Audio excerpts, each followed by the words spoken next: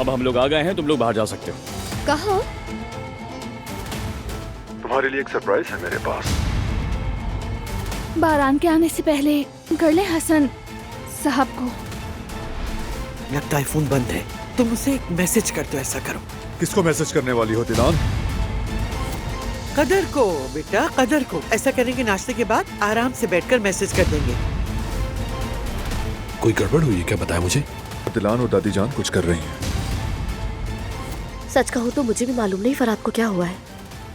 रात गए कहीं निकल गया, मगर ये भी नहीं बताया कि कहाँ जा रहा है। शायद फिर हसन आगा के पीछे ही गया था।